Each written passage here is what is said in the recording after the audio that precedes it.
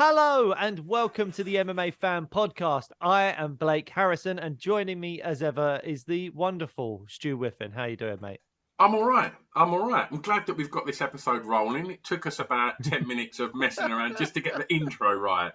Year and a half's worth of doing this, and we're still struggling just to get the It's because intro we're doing things correct. differently now. We're throwing in this whole trying to put it on YouTube thing and all of that, which we never used to do with these. So Let's we're a talk bit about that confused. briefly, because that was Go on, then. something that's been a real surprise, hasn't it? Like, we set out for this to be, predominantly a podcast, and then obviously we're doing things remotely on Zoom and things like that. You get the bonus of getting your video if you want to record it, and obviously we've had some amazing chats with some incredible guests. And if you're new to the show, go check out that back catalogue.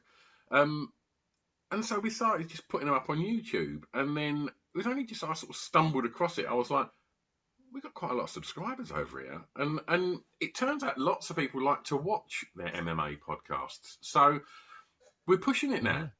Yeah, we're going to we're going to try and see what happens. So yeah, if you are someone that's listening to this podcast and you like to watch the podcasts, then check us out on YouTube, the MMA Fan Podcast YouTube channel. So check that out, and you'll see our gorgeous faces while we talk to you. And we've got all our back catalogue of interviews on there as well. If you want to hear us or see us talking to the likes of Dan Hardy, Michael Bisping, Alexander Volkanovski, Tyron Woodley, Mark Goddard, the Cage Warriors alumni, Paddy Pimblett, Molly McCann, Arnold Allen. God, Jack the list Shaw. goes on and on. Jack Shaw, Nathaniel Wood, and everyone else as well that we've spoken to. There's so many fighters that we've spoken to. Angela Hill, Derek Brunson, they're all there. So yeah, go and check that out if you want to see us talking to those people, having some really good chats, and some of them are really, really, really good chats. Dan Hooker. But we had a chat with Dan Hooker, and he's fighting on this card. We'll We've had Dan Hooker on the shortly. show. So yeah, let's crack on. So there's a lot to talk about with UFC 281, and that's why you're here. We need to start at the top. I think this is a really, really stacked card. There's a lot of really interesting storylines going through this card. And one of the biggest storylines with the main event is something that I want to touch on. And it is obviously Israel Adesanya versus Alex Pereira for the middleweight strap. And the big narrative and talking point going into this fight is that Pereira's not only beaten Adesanya twice in kickboxing fights, but he also in their last fight knocked Adesanya out cold. And a lot of people have sort of clung on to that as that's what's going to happen in this fight. Pereira is going to smash Adesanya because he knocked him out in the last fight, and that's going to be really difficult for Adesanya to get over mentally and all that stuff. I went and I watched that fight. The knockout is only half of the story, because in the lead up to that knockout, if you haven't seen that fight, in round 2, Israel Adesanya is really putting it on Pereira, and the fight is kind of paused for a standing 8 count. And it's like, well, if that's MMA, there's no standing 8 count. Adesanya will just beat him and when the job's done. So if that was an MMA fight, Adesanya wins that fight, in my opinion, because Pereira didn't look like he was surviving that. It looked like he was getting done. The ref stops it for an 8 count, and then the fight reconvenes. And then I think they came out in the 3rd round, and it was early in the 3rd round where Adesanya probably thinks, I've got you now, maybe drops his guard a little bit, and Pereira lands a crushing left hook on him that does just spark him out cold. And obviously there's going to be mental games being played, and there's going to be questions about whether Adesanya can get over that mentally, how he's going to be looking at the guy across the octagon from him that was the last person to knock him out. They are questions that will be answered, and I suppose question marks over Adesanya in general. But you cannot negate the fact that when you're Adesanya, And you're saying, well, yeah, but if that was an MMA fight, I had already beaten him. The knockout doesn't happen. So I think he actually can overcome those questions and that kind of like seed of doubt that could be in your brain if you're someone that's been knocked out by the person you're now fighting, because he would have won that fight in MMA, in my opinion, because the ref doesn't stop it for an 8 count. Adesanya just beats him and he wins. Is that something that's in Pereira's head? I'm not sure. But yeah, I just think the narrative, just to be clear, anyone that's telling you about, yeah, but Pereira knocked him out last time, ask them if they've watched that fight. Because if they haven't watched that fight, that will probably just be a highlight reel that they've seen. Actually watch the fight. And up until that point, I'd say Adesanya's winning the fight. And as I said, there's a standing 8 count at one point where you think, if that's MMA, Adesanya wins. So have you been kind of swayed at all by the narrative coming out about the KO from Pereira? And have you watched any of the kickboxing bouts? I've only seen the highlight reel. But one of the things that I think is important when we talk about the narrative of this, like, if it wasn't for that happening, then this fight wouldn't be taking place. Pereira would not be fighting for a belt, because God, no. We have seen him fast track ridiculously. For some stupid reason, Sean Strickland took that fight. No idea why. Well, it's not even taking the fight. It's like the game plan in the fight. Yeah. What?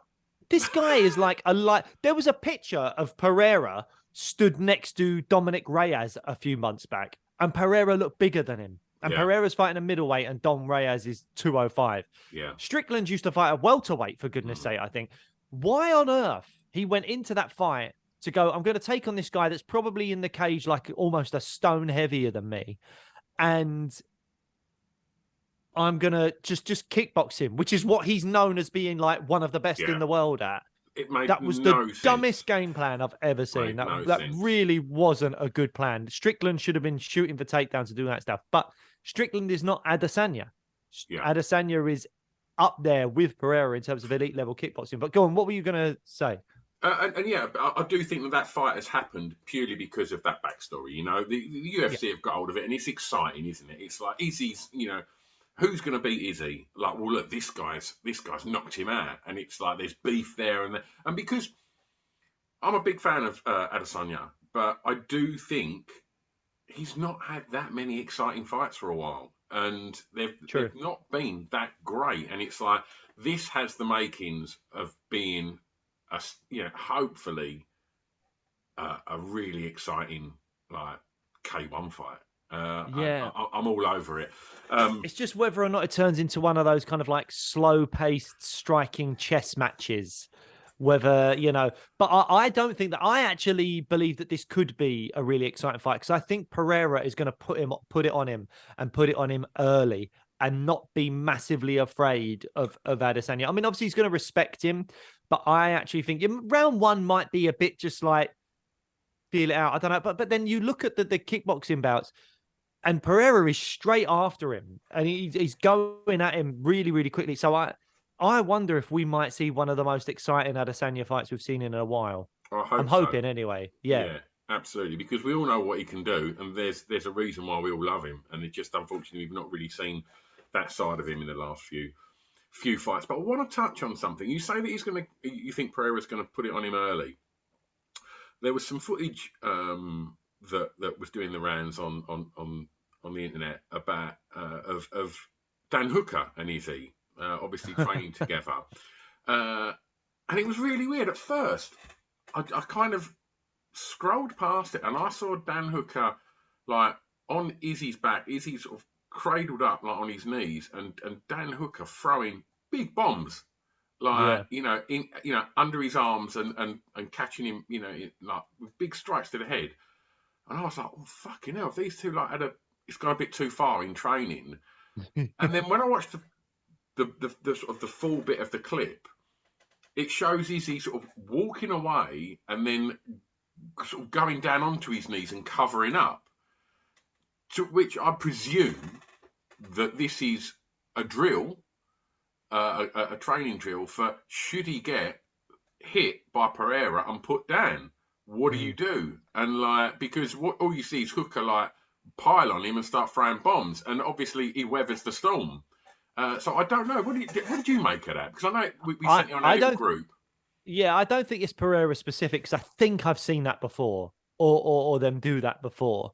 So I think this is just a city kickboxing training regime where Fucking they're hell, just man. That's like, a I bad know. thing to do a week before a fight, man. That's So, like, but I mean, who knows if it was a week before or if it was a yeah, while yeah, ago? yeah, Like, you yeah. don't know that. It could have been quite a while. I don't think it would have been a week before the fight. I think it probably would have been quite a while ago.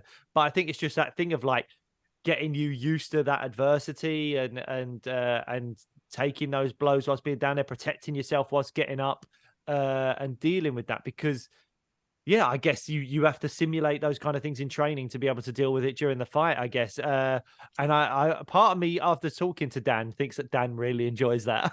I Yeah, think the guy's a crazy man. Like, yeah, 100%. He's a savage. loves just smashing people full belt in the face in that position and And having it a would laugh appear about it later. he is the prankster at City Kickboxing by the sounds of things. It sounds like he's the I guy that imagine likes so. winding Yeah. people up.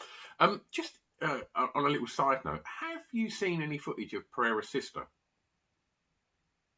No, And I where's don't this mean that in going? any other way than What do you mean?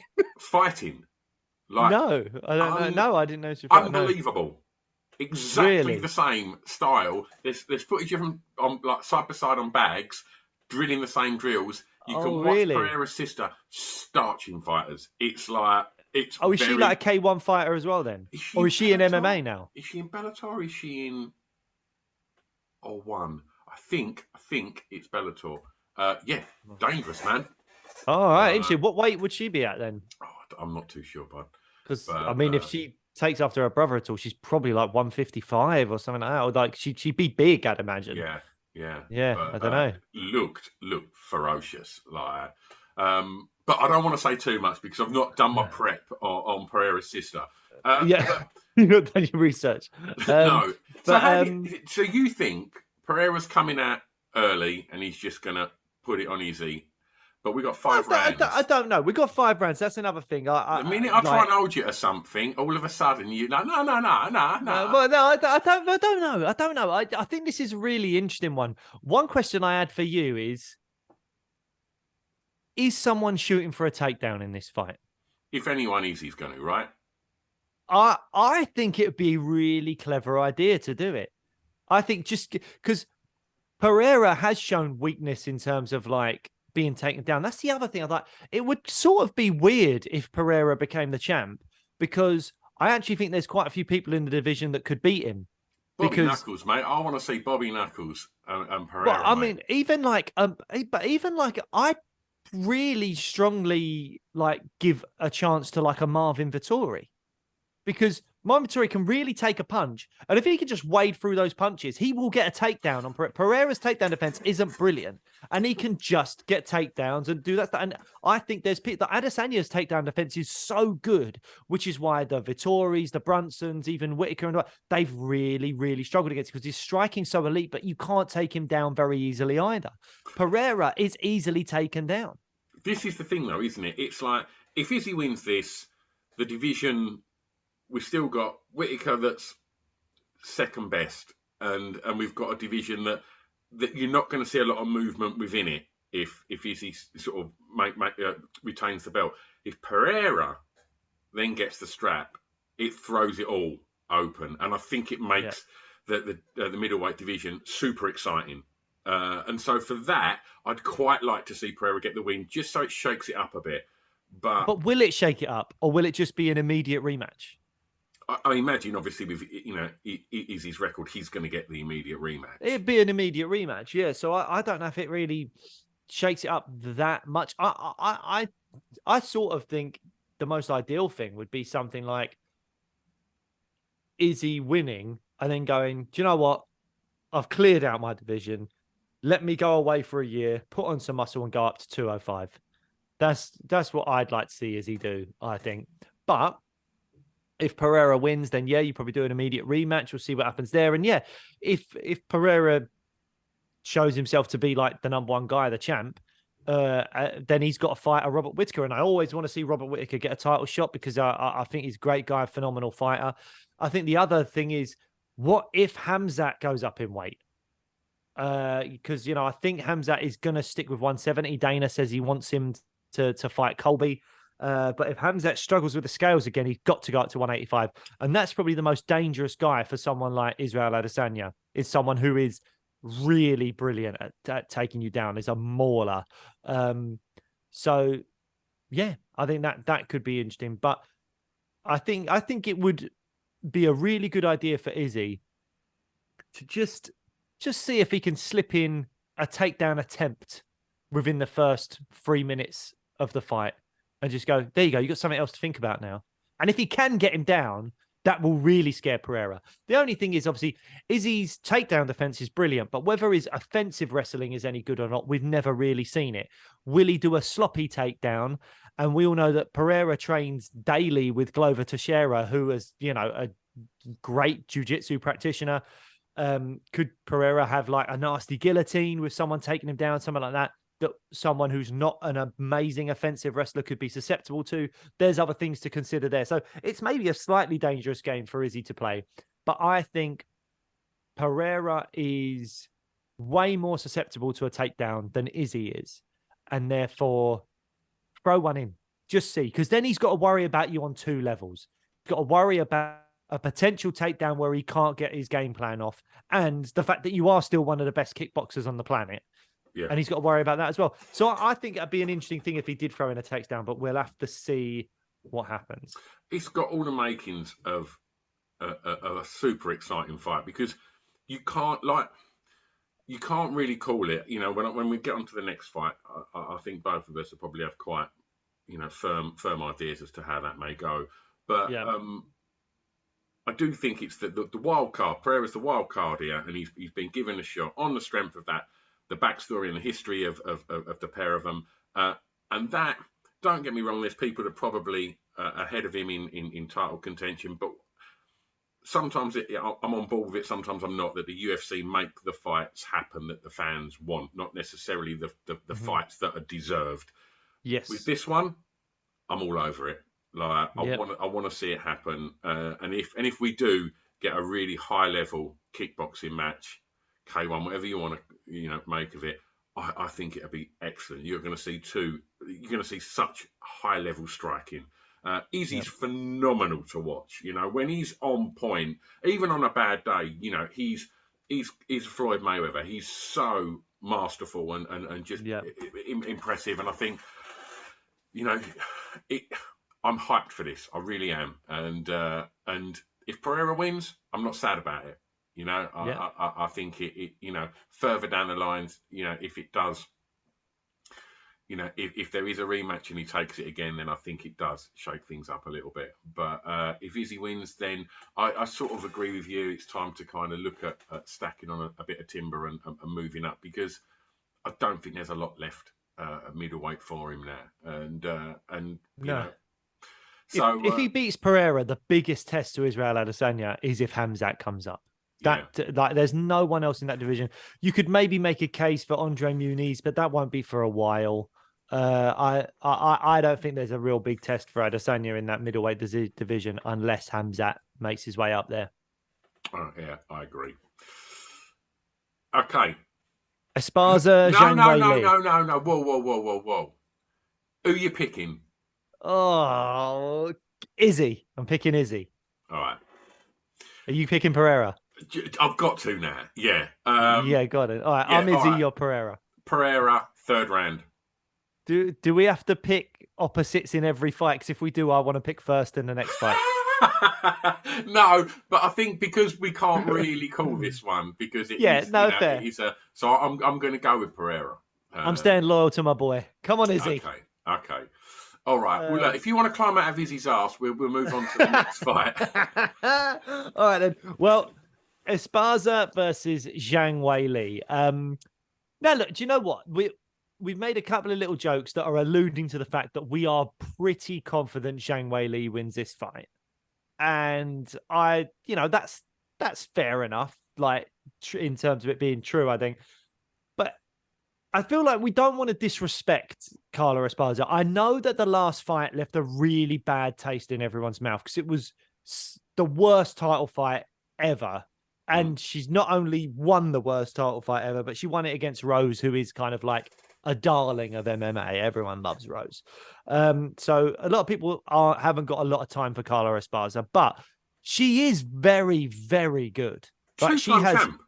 two-time champ, phenomenal wrestling. You look down her resume, she has beaten a lot of big, big names. You know, look at what she did to Yan Janan only recently. She got a lot in like a crucifix and actually got the finish then. Beat Rose twice. Beat Rose twice.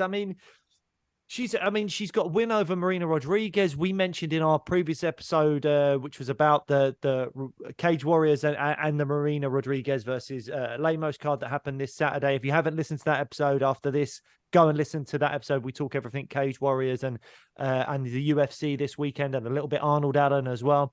So we've already spoken about Marina in that sense, but she's got a win over Marina, even though I thought Marina did win that fight. But, you know, she has some very good wins on her resume, and she is a very good fighter, particularly has phenomenal wrestling. She has, but the one thing that I think lingers at the forefront of everybody's mind when you think about Carla Esparza is Joanna with her high-level striking, putting down one of the most horrific wins in UFC history.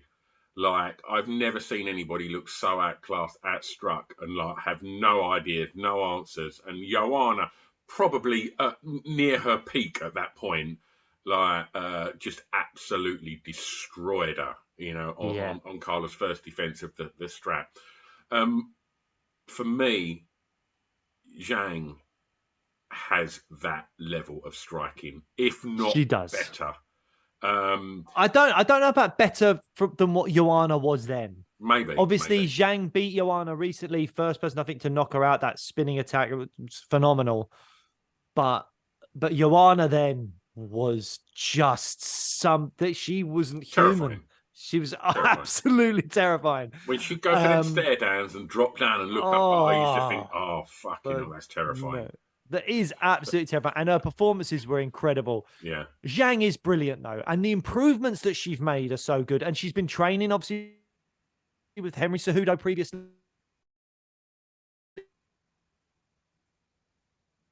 J-check was. I don't know. We will probably find out Saturday, because Carla will chain takedowns. She will be relentless on her takedowns. She'll miss the first one, go for the second one, miss the second one, go for the third one. And she'll chain them all together. She'll just be running around at their ankles, desperate to get this fight to the ground. She's so kind of dogged in her approach to her wrestling and her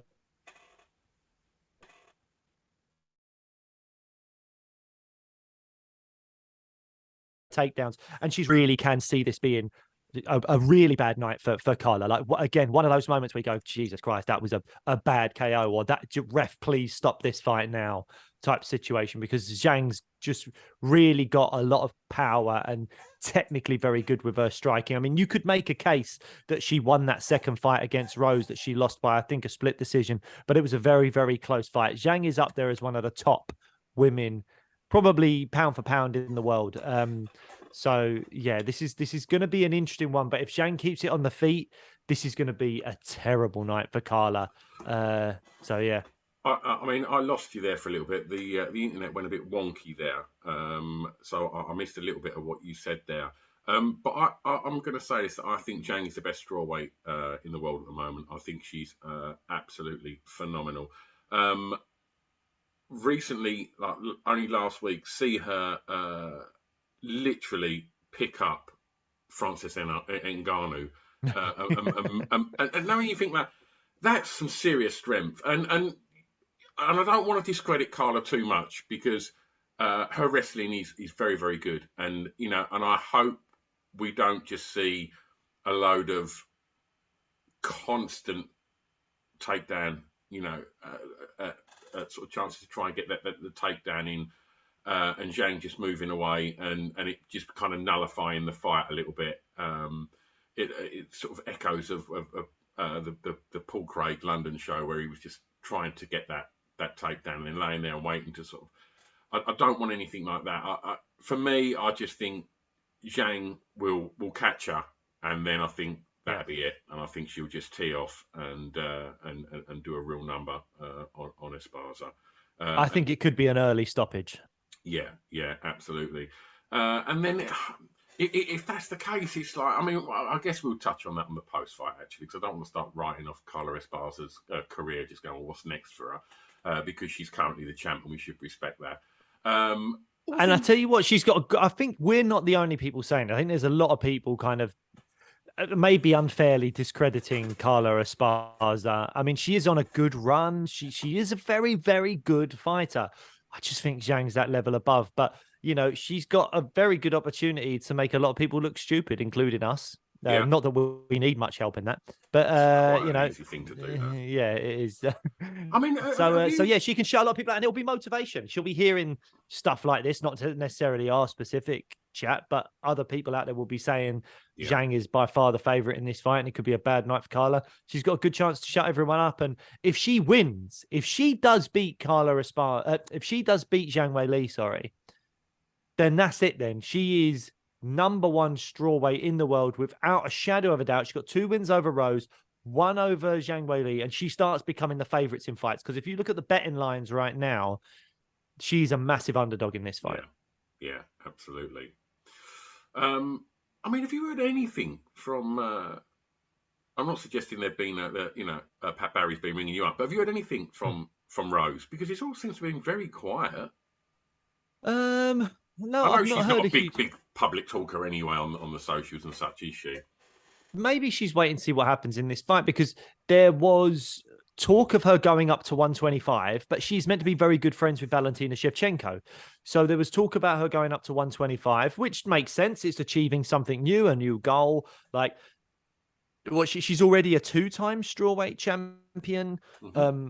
She can go and be a 3-time strawweight champion, or she can go, I want to be a 2-time strawweight champion and technically a 2-weight world champion as well by going up to 125. But getting past Valentina is going to be tricky for anyone. I think she might be waiting to see what happens here, because if Carla wins, Rose maybe does go up in weight, because have a new challenge, try something new. But Dana White is not going to remake that fight for a long time. Yeah, that fight's never happening again. They will never rebook Rose versus Carla. So if Carla wins, go up to 125, have 1 or 2 fights up there, see how your body feels with it, maybe challenge Valentina, or hope that Valentina sort of goes up to 135 or does something like that, and you can do something at 125. If Zhang wins, then you've got 2 wins over the current champ. And that makes perfect sense for you to want to stay at 115 and say, hey, she's not better than me. I've beat her twice, and I'll prove it again. So yeah. So I think I wouldn't be surprised if she's waiting to see what happens with this fight. Yeah, figures. But hi, Pat, and I look forward to your call.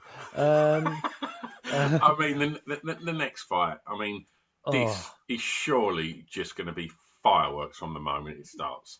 Surely. This is people's main event type stuff, isn't it? I do have a slight annoyance with the fight, and maybe this is me being a bit of a a bit of a Scrooge McDuck. But so look, on paper, this fight's phenomenal. It'll be people's main event. It's probably a shoe-in for fight of the night. What an amazing fight we're going to get. I've got to stop you for 2 secs before we move on to this fight. Who you calling? Carla or Zhang? Do we need to say it? I want to hear it. Zhang Weili, obviously. When? She gets a stoppage inside 3 rounds. Yeah. First round stoppage, Zhang. You going first? Oh, he's ballsy. God, he's off the fence these days, I just want to get these here, because I want to nick these little clips. He wants to nick these little bits. When you get it wrong, I can put it out on the socials. Right, go on. Yeah, what's your annoyance with okay. Chandler? So as I was saying, fight of the night, phenomenal. They're probably going to go to war with each other for a full 3 rounds. This is going to be kind of magic MMA stuff. It's going to deliver what Michael Chandler's been delivering for his whole UFC run. These kind of amazing, fan-friendly fights. However, what I don't want to see at the end of this fight is people going, the winner gets a title shot, because they don't deserve it over Beneil Dariush. We've got Volkanovski going for the belt next. That's what's happening. Apparently, Islam is to-ing and fro-ing about whether it's in Perth, even though he said it would be in Australia in his post-fight chat in the cage. Now it's like, oh, maybe I'll do it in Vegas or something like that. Who knows? So I don't know what's going on there, but that should be happening. I think the Perth card is maybe February. That fight should be happening in February. Then you've got Beneil Dariush. It has to be Beneil Dariush. So if Poirier wins this fight or Chandler wins this fight and then they leapfrog Beneil Dariush, that's wrong. It can't happen. But the problem is they're much, much bigger names. And they call it.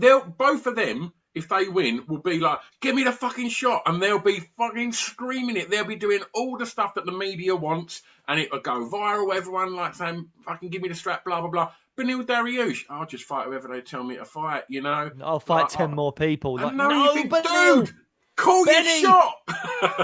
It's so annoying because he seems like a really great guy. Yeah. And he's a phenomenal fighter. And I feel like on paper, he is the biggest threat to Islam Makhachev. I'm not saying he beats Islam Makhachev, but he's the biggest threat to Islam Makhachev. Like we called it fucking 18 months ago, saying that's the fight. That's the fight that needs to happen. That puts him in title contention. That gives him the Makhachev the title shot. I mean, we got it wrong. He got the title shot and he fucking destroyed him. But yeah, that like Beneil Dariush is the fight in that division. It's not the most sellable fight. It's not the most sexy fight. But it's nowhere near as sexy as a Poirier or a Chandler fight because they're big names and the casuals love them because they bang. And whereas I think 100% whoever wins that will call for that strap. 100%. Yeah. But and the thing is, I say they're bigger names. I understand why Islam would maybe go, oh, I'll take that. I'd rather fight Chandler or Poirier because exactly it's the money. They're bigger money fights. But Dariush deserves it. Dariush should be getting the shot.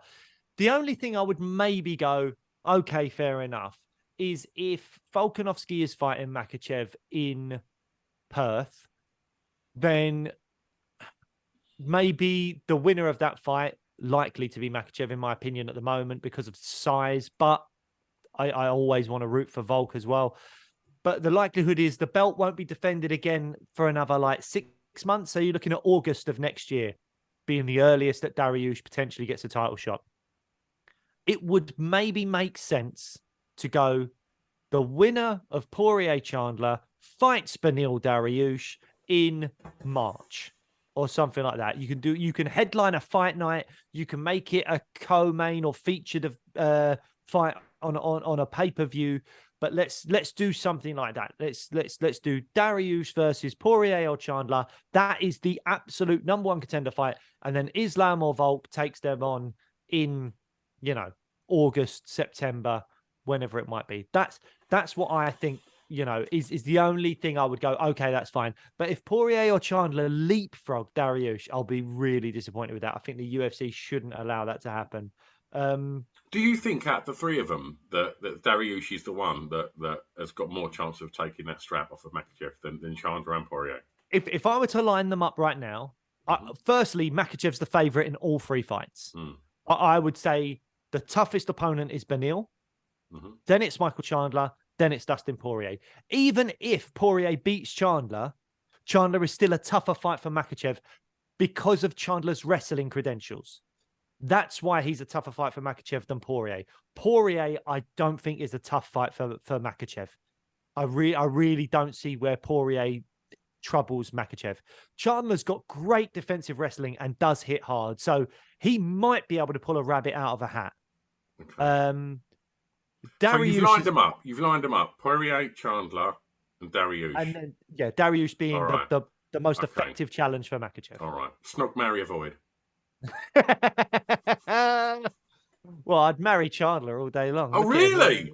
Oh, well, look at the back and forth we had when I asked him that question at the UFC press conference. I forgot you got your little fucking bond, didn't you? Yeah, and then he mentioned it on social media. So obviously me and Chandler are already basically married, mate.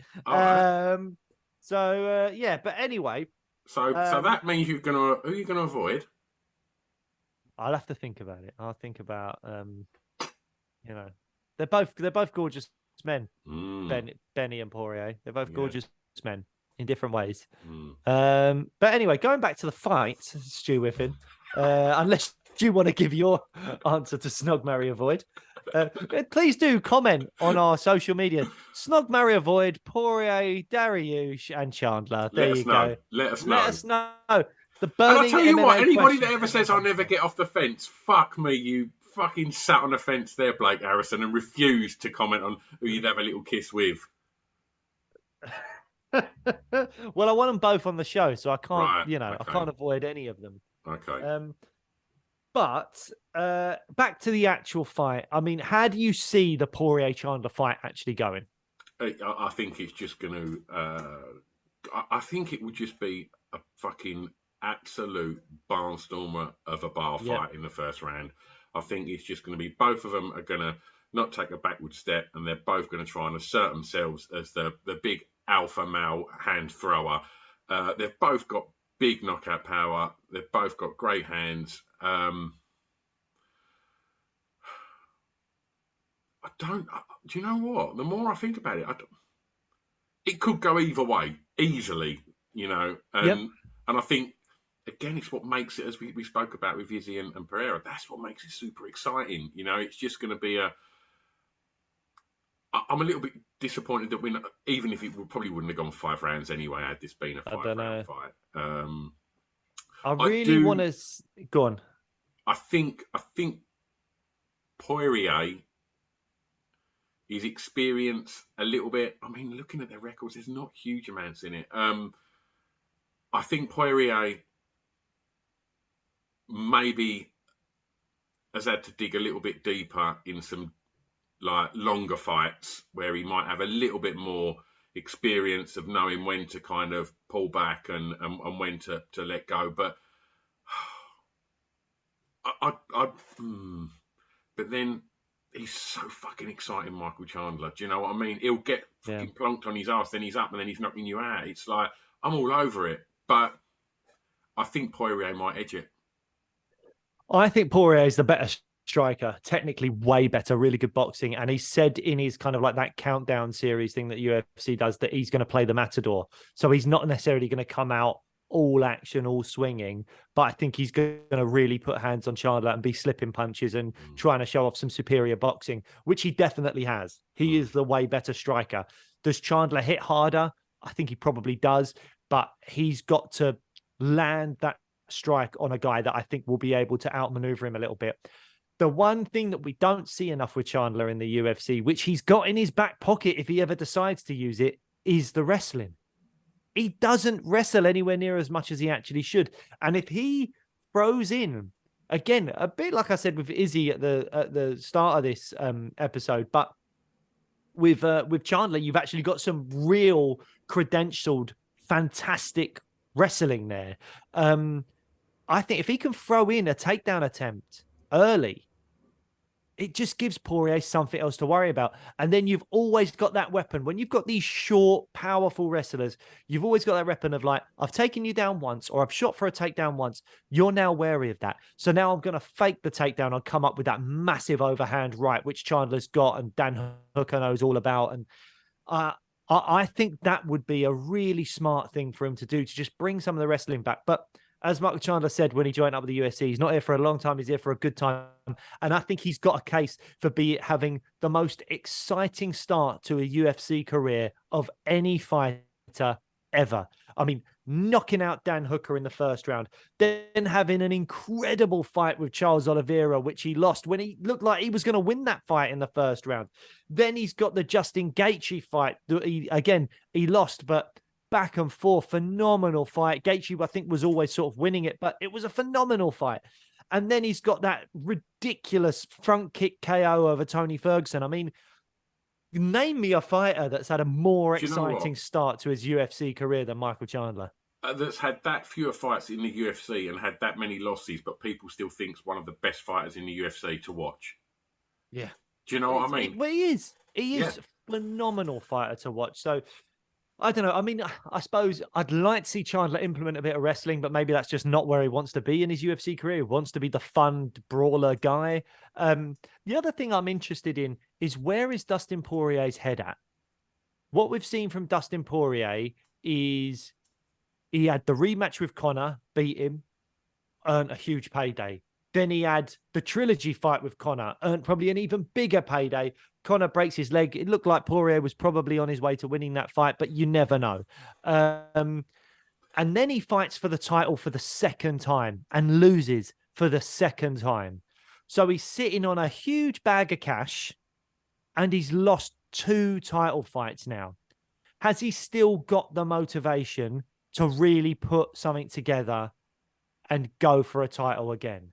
I don't think you agreed to fight Michael Chandler if you've got any doubts in your head that you want to cement a legacy in this sport. You do not just go, oh, do you know what? But is he not just the biggest name that he can fight that's probably a winnable fight? Like, who's a bigger name than Michael Chandler for Dustin Poirier right now? No, it's the perfect fight. That's why it's happening. But that's what I'm saying. Like, who else does he fight? Does he go up to welterweight? He wanted the Nate Diaz fight. That didn't happen. So who's left? Who does he fight at? Well, if he goes up to welterweight, who does he fight that he's actually got a good chance of winning and he's a huge name?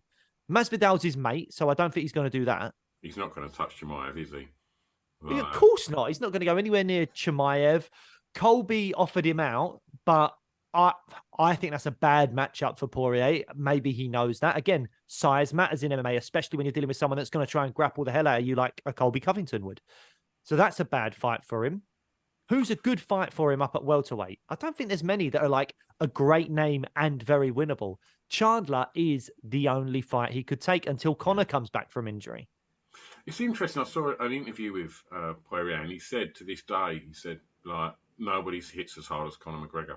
He was saying how hard Conor McGregor hits. Really? I mean, he ain't been hit by Michael Chandler yet. Maybe that might, adjust the scales. But yeah, I mean, I don't know. I think Dustin Poirier is an incredible fighter, and I think this is just a really fun fight. I'm all over it. I think Poirier's experience and durability, I think, is going to get him a win in this fight. Yep, I'd agree. I'm going to go Poirier by decision. Yeah. Are you going the same thing? Yeah. Yeah, there you go. Poirier by decision. Where should we go next? Because there's a few fights we could go to. Dan Hooker's on the card. Frankie Edgar's looking at a retirement fight, I think, against Chris Gutierrez. But we've got Molly McCann. Let's go to Liverpool because we've got a lot to say about this one. You see her at the weekend, right? I saw her at the weekend. She was looking in great spirits. She looked fantastic. Do we ever see Molly McCann not in great spirits? No, you don't really. But she's a week away from, or was at the time, from probably the biggest fight of her career. Erin Blanchfield, I'll have to pull up Erin's record, but I think she's on quite a tear in the UFC at the moment. She's also very, very young. And is tipped to be a title contender at 125 pounds. She's on, I think, only a 3-fight UFC win streak, but she's only been in the UFC for 3 fights. So she's won every fight in the UFC. JJ Aldridge and particularly the Miranda Maverick fight, I think, were very eye-opening. Erin Blanchfield has very good striking and grappling. She's good everywhere. 6-inch reach advantage over Molly. I mean, Molly's used to that, though. She's fought a few people with very long... Didn't she fight the person with the biggest... There was the biggest like reach discrepancy of like 10 inches or something like that, where she had a fight. Mr. Tickle, yeah. So, Mr. Tickle. I think that Molly's used to that. That won't bother Molly. Molly, what I feel Molly has to do is really take the reins of what this fight is early. She needs to keep it on the feet because Erin's grappling is very, very good. And she needs to get inside and make it a real dogfight because Erin's got some really crisp striking. Like, she's technically very, very good. But if Molly can get in her face and make it a brawl, I think Molly can do it. I think it's going to be really interesting. Erin's really young. She's only 10 fights into her MMA career. She's 23 years old. In the UFC. I mean, she's got a win over Miranda Maverick that we saw at the weekend as well. Yeah. And she's 23 years old. I suppose the big question is, I think from on paper, technically speaking, Erin is maybe the better fighter.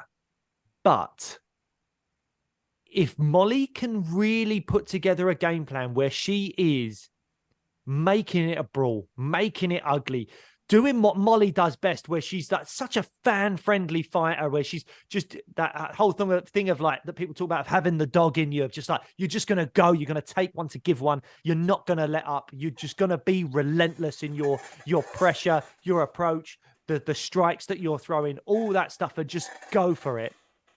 Maybe Molly can actually do something here, especially if Erin is affected by the occasion. Because Erin, as I said, 23 years old, this is the biggest fight of her career as well, against someone that's a bit of a star. She's not fought someone that's a star before, and she's not fought someone like that in a pay-per-view with this many eyes on it. And also, Erin Blanchfield is from New Jersey. This fight is in Madison Square Garden. She'll probably have a lot of support. And sometimes fighters do really well with that. But as we've seen with someone like Derek Lewis, some fighters really don't do well with that. With some fighters, home fights are distracting. They add too much pressure. And we don't know how Erin's going to be in this. And also that New York crowd, as much as there'll be a lot of people from Jersey cheering on Erin Blanchfield, Molly will get a lot of love as well. When Molly walks into any arena, if Molly walks into any room, people love Molly McCann. Yep. And I think like it may well be in Erin's back garden, but when Molly walks into the arena, it's gonna light up. Just looking down that card, and if I'm looking at the card as how it's gonna pan out on the night in the running order, Molly's the first superstar walking into that arena on that night, and I think the place is gonna light up. Yeah, it'll be interesting. And I think it will be too much for Erin Blanchfield. I know that is a sizable reach, and you've touched on it before. Molly's got that fantastic kind of boxing where she can come in low and come up, and we've seen, I'm not saying it's her signature move, but that spinning elbows that she's got, they're no joke, They're no joke. And if you're going to try and sort of make up that distance, do it like that, and look what happens. It gets results. I think Molly's obviously in a really good place right now, and I think seeing an interview with her the other day saying that she's had the best camp she's had. She's training so well at the moment. Everything that's happening in that gym in Liverpool right now, that place is on fire, and I think it's showing some incredible results. Will Paddy be cage side? I don't know. Will he be in her corner? I would hope so. I would hope he is. I think them two together, they just seem to have something. And I think Molly's alluded to this in the past, that like when Paddy's there with her, it just does something. It adds something to the fight week, to the day of the fight, to walking out and preparing for the fight itself. The energy that they seem to be able to give each other in those important moments in the lead up to a fight, I think is really special. And I really hope Paddy is there for her, and I'm sure he will be. And that'll get even more buzz. Imagine if Paddy's in the corner and they see that blonde Barnett walking out in MSG supporting Molly McCann, they'll erupt with that as well. So that'll be, again, will that be confusing for Erin? She's the home fighter. And will Molly get a bigger cheer than her? These are all factors. We won't know until the fight how much of that will happen, whether Molly would get booed because she is fighting someone from New York. I don't know. We'll have to see. I like when Molly McCann's up against it. When we saw in that fight, was it maybe 2 or 3 fights ago, where it was shit or bust. It was like, you lose this, you're probably going to get cut. That's when you see like Molly McCann excel, when like she knows her back's against the wall and she's got to pull it out the bag. Like you say, this is arguably on paper the biggest test of her career. I think Madison Square fucking Garden, them places are made for people like Molly McCann. We're going to see Molly McCann stop. Erin Blanchfield, hometown fighter, is going to be absolutely overwhelmed with everything that's going on there. And I think she's going to probably have never faced pressure like what Molly McCann does. That constant front foot, never taking a backward step, just literally moving forwards. Molly's strong. Molly's a really strong fighter as well. Yeah, Molly McCann. I think she stops her in the second round. Yeah, well, I hope so. I really want to see Molly win this fight. And if she does win this fight, give her a number one contender fight. Give her someone in the top 5 that she can then just go boom. Then she's fighting for the belt, because you don't get stars very often like Molly McCann. So I think, yeah, just shoot her to the moon. One fight away from a title shot if she wins this one, as far as I'm concerned. If Blanchfield wins it, I mean, as you say, 23-year-old dealing with that kind of pressure against a star like Molly, all that stuff. I think that shows that she could be kind of put on the rocket as well and shot up there. So obviously we are biased. We're totally rooting for Molly. We want Molly to win this.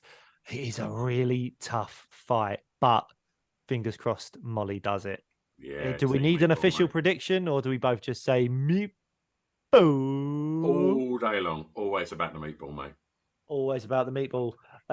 Right, where do we go next? Edgar Gutierrez is probably Frankie Edgar's retirement fight. Do we want to have a little bit of that? I mean, is this the fight that we wanted to see Frankie bail out on? Like, absolutely for me, not. No. Like, it would have been a nice little kind of veterans, all-star fight.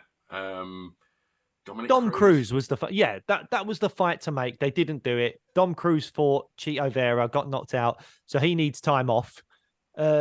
Probably the second best option might have been Cub Swanson, or something like that. I mean, Cub's just been stopped as well, didn't he? Yeah. Yeah. They're the fights. Dom Cruz was the one. Dominic Cruz was the fight to make, and they haven't done it, which is annoying, because like Chris Gutierrez looks really good, like really good fighter, but is anyone going to be like, no one, if Chris Gutierrez wins, no one's going to say, oh, wow, you beat Frankie Edgar. They're going to be like, oh, well, Frankie's maybe a bit washed up as his retirement fight. And if Frankie Edgar beats Chris Gutierrez, they go, oh, well done, you retired. You got a win on your last fight. Who was it against? Chris, oh, okay. Yeah, well done, Frankie. Like, that's it. Like, it should have been Dom Cruz. It should have been a bigger name, and it should have been something that had more kind of like pomp and ceremony about it. It's Frankie fucking Edgar. It is Frankie. Look at his resume; is ridiculous. It is ridiculous, but Dominic Cruz ain't on it, and I do think that.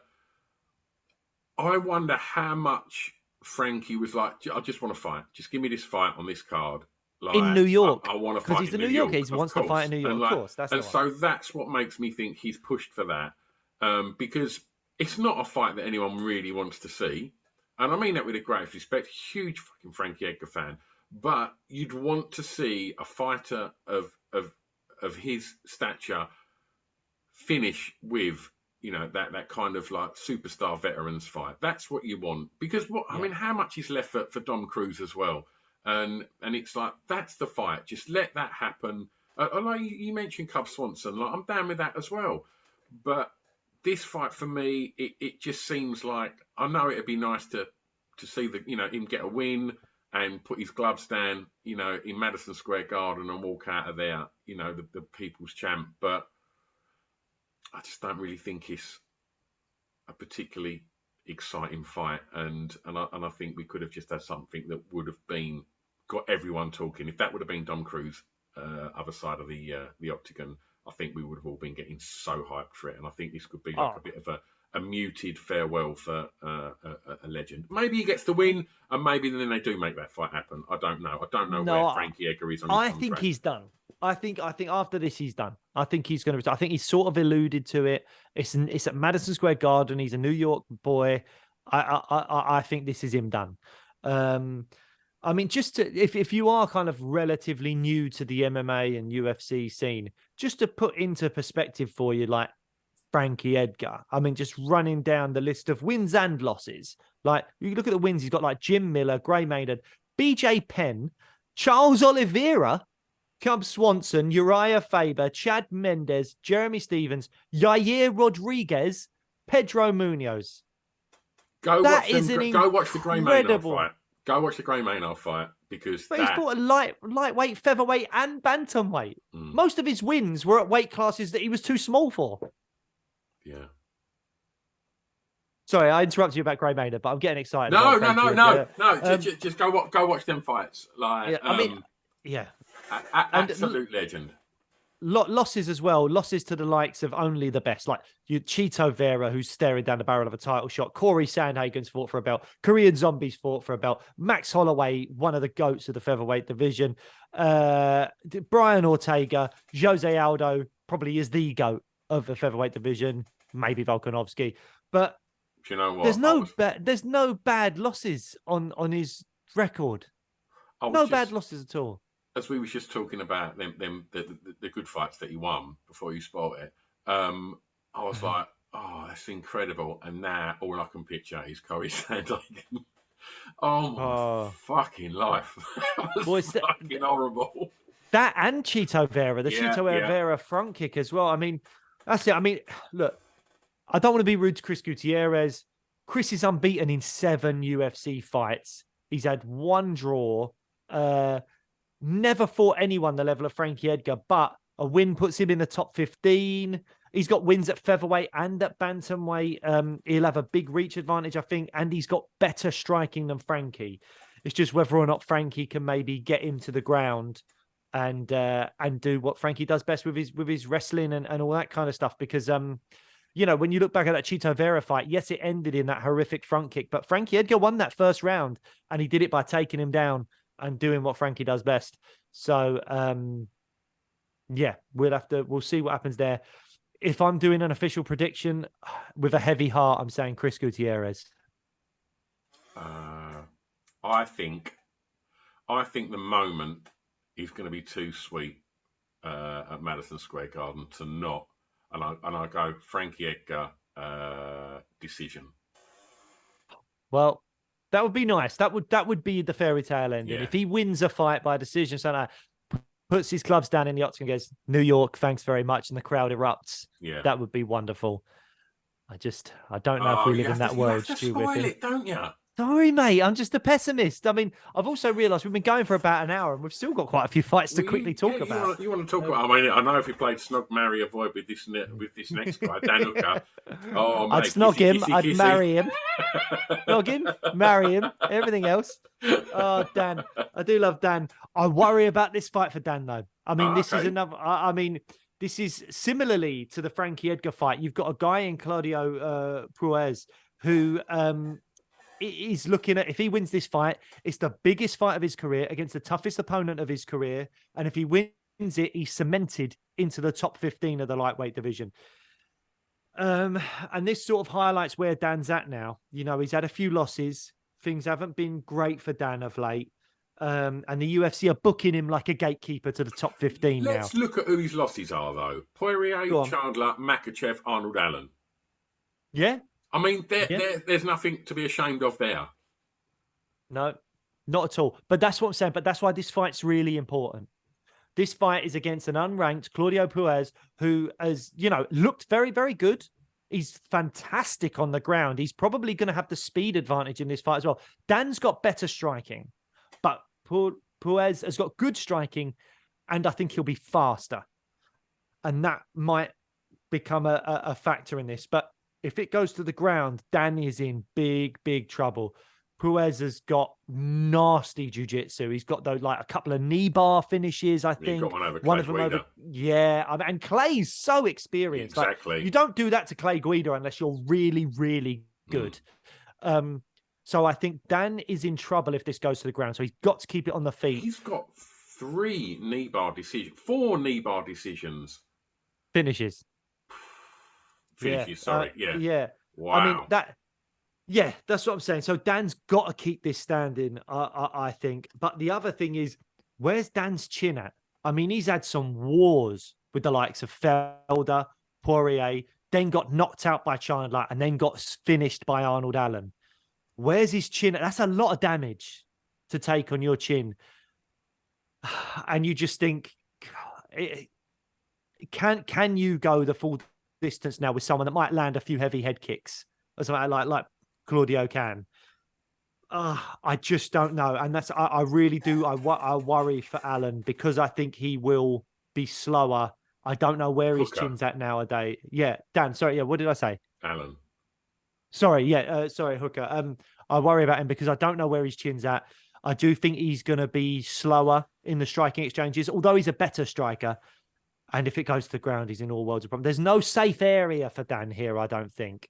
But So don't you love Dan Hooker? He doesn't shy away from anything, does he? no, He's game as fuck, and like, yeah, and he's an absolute killer. When you've got wins over like Felder and Iquinter and things like that, he's no joke, Dan Hooker. I'm hoping that this is going to be a fight where we're going to see a little sort of turn of the tides, and we're going to see Dan Hooker start to get a bit of momentum again. Now, camp must be good. If you've got Izzy there, you've got Volk there. yeah, It's a good place to be. And yeah, yeah, yeah. I mean, and I'm going to also, go Hooker. yeah, I look, it's one of those ones where you're going to get questions answered either way. If Puez wins, then you say, well, Dan's probably now just a gatekeeper to the top 15, and that's it. And Puez can really go on and like, let's see how good this kid really is. If Dan wins, then Puez is he's got some work to do before he can be considered a ranked guy. And Dan cemented himself. He's definitely a top 15 guy. Let's see if he can make himself a top 10 again and all that kind of stuff. So questions will be answered in this fight. Another fight involving one of those guys from around the Australasian area. Is Brad Riddell. Fight. This is a phenomenal fight, an absolute banger. If Poirier and Chandler don't win fight of the night, it's because this wins fight of the night. Yeah. This could be a really phenomenal fight. Brad Riddell's had a really tough year. He was on a 4-fight win streak. Then he ran into Rafael Fiziev and Jalen Turner, both of who people are really high on, really, really good fighters. So no shame in losing those fights. But if you're looking at a third loss, things start getting very, very dicey up there with the UFC, and things could go badly for him. Moicano's a fighter that's been around a really long time and is good, but never quite been like a top 5 guy or anything like that. But you look at his resume, he's only lost to top fighters. I think he's like Korean Zombie, Jose Aldo, Brian Ortega, Rafael Fiziev, and then he had a short notice catchweight fight against RDA. There is only 5 losses. There's not one fighter in that 5 and they're all that isn't straight up killers. They're all phenomenal. As I said, Zombie, Aldo, Ortega, Fiziev, and then RDA, former champion, and up at a catchweight. And he took that fight on short notice. So, yeah, Moicano is no joke. And his last 4 wins have all been by rear naked choke. And his his last 3 losses, all finishes due to strikes. So it makes me think this fight isn't going a distance. Either Riddell finishes him with strikes, or he finishes Riddell with a submission, likelihood a rear naked choke. So I think we're looking at a finish in this fight. Who are you going for? I think we're going to see an interesting night for City Kickboxing. So I'm going to go Brad Riddell. Oh, I'm leaning Moicano. Did you want to touch on Ryan Spann and Dominic Reyes? I think we have to. Again, I know we've run well over the hour here. Sorry, guys. But Dominic Reyes coming back is big news. He's a big fight. I mean, what a fall from grace. I mean, he's had 18 months off now after that brutal KO, spinning elbow KO from Yuri Prochazka. That was so awful. It was horrendous. But the storyline going into this fight is, where is Dom Reyes at? Where is he at? Because he was undefeated going into the John Jones fight. Then he puts on a fight that a lot of people thought he won. A lot of people thought he beat John Jones. And a lot of people are citing that fight as the reason John Jones decided, you know what? I don't want to mess around with any of these young, athletic whippersnapper 205ers. Let me pop up to heavyweight now. I mean, obviously, the timing of it hasn't worked out because of Jones's personal issues and other situations going on with Ngannou, Stipe, whatever. But a lot of people have cited the Dom Reyes win that Jones had being so close that's the reason Jones left 205. That is a real compliment to Dom Reyes. And again, a lot of people thought that Dom won that fight with Jones. But since that fight, he got knocked out by Jan Blachowicz in the vacant light heavyweight title fight. Then he fights Yuri Prochazka and gets knocked out again really, really badly. what a fall from grace from a guy that was in the position he was in, undefeated going into the Jones fight, and now 3-fight losing streak he could be on now. Is he already on a 3-fight losing streak, or is he a 2-fight losing streak now? It's not 2.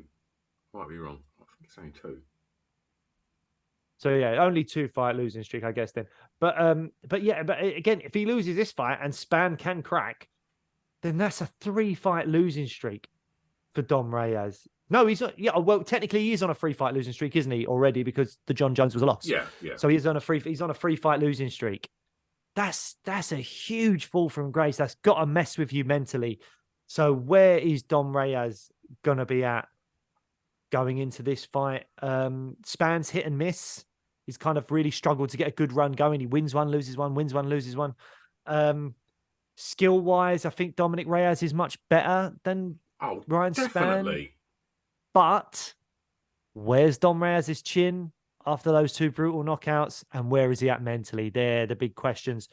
What are your thoughts on Dom Reyes or the fight itself? I think this is the perfect fight for Reyes, because I don't think he's going in with a legit. I mean, don't get me wrong, everyone's a killer at this level of mixed martial arts, but he's not going in with a jury or something like that. He's fighting somebody that he should on paper beat comfortably.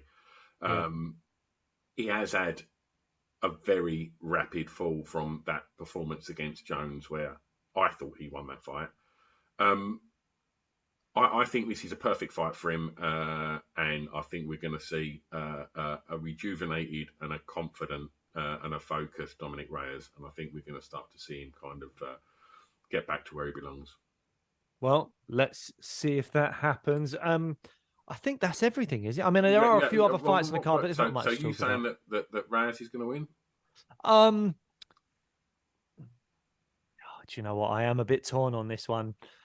I'll lean Reyes. I will go with Reyes. I hope that his chin's all right and mentally is there, but Reyes skill for skill should be better than Spann pretty much everywhere.